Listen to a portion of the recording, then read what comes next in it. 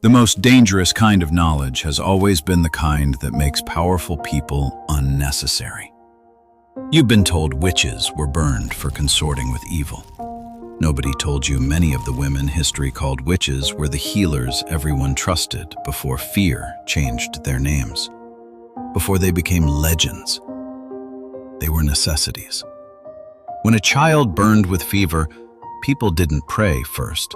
They went to the woman who knew which leaves cooled the body, which roots eased pain, which herbs stopped bleeding before the blood ran out. She delivered babies. She read the seasons. She understood the sky long before astronomy had a name.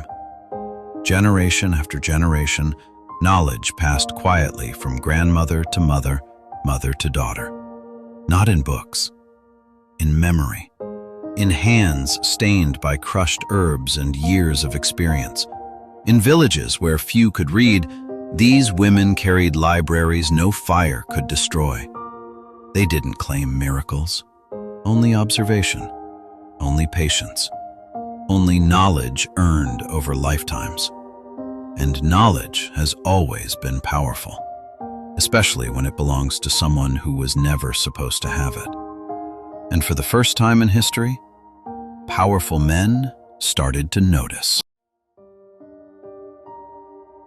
Knowledge is difficult to control, especially when it belongs to someone outside the institutions meant to guard it. These women didn't threaten kingdoms with spells. They threatened them with independence.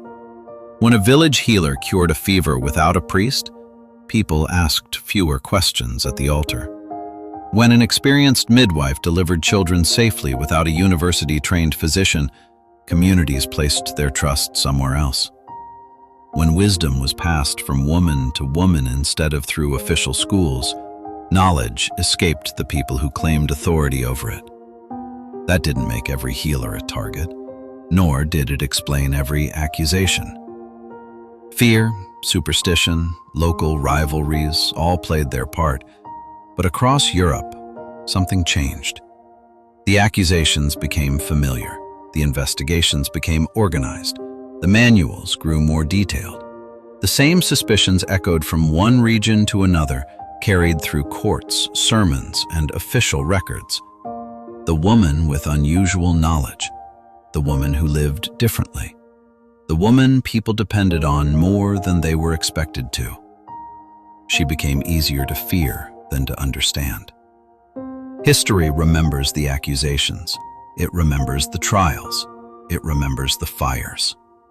It rarely remembers how many of those accused had spent their lives healing the very communities that condemned them. They were not prosecuted because they were dangerous.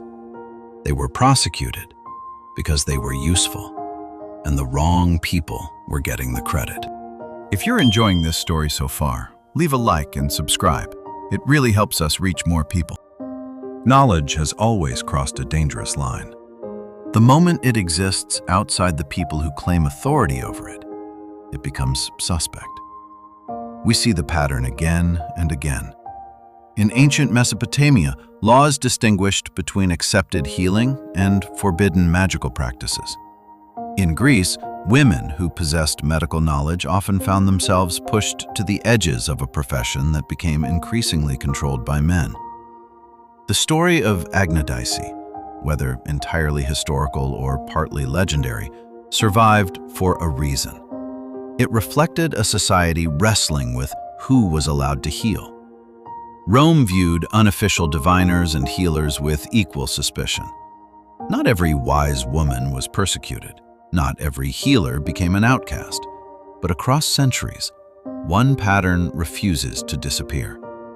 When knowledge existed beyond official institutions, institutions tried to bring it under their control. Sometimes through regulation, sometimes through exclusion, sometimes through fear. The names changed, the laws changed, the empires changed. Human nature did not. Different civilizations, different centuries, different names for the same woman, and the same fear of what she knew. History usually remembers the flames. It rarely remembers what disappeared in them. Every healer carried knowledge gathered across generations. Which roots eased pain, which herbs reduced fever. How to deliver life safely into the world. Most of it was never written down. It lived in memory, in practice, in people. When those people vanished, some of that knowledge vanished with them. Centuries later, scientists continued to rediscover remedies hidden in traditional medicine, while other discoveries may have been lost forever. History did not only erase lives, it erased libraries that happened to breathe. They didn't burn the witches because they were dangerous. They burned them because they were necessary, and necessity, in the wrong hands, has always been the most threatening thing of all.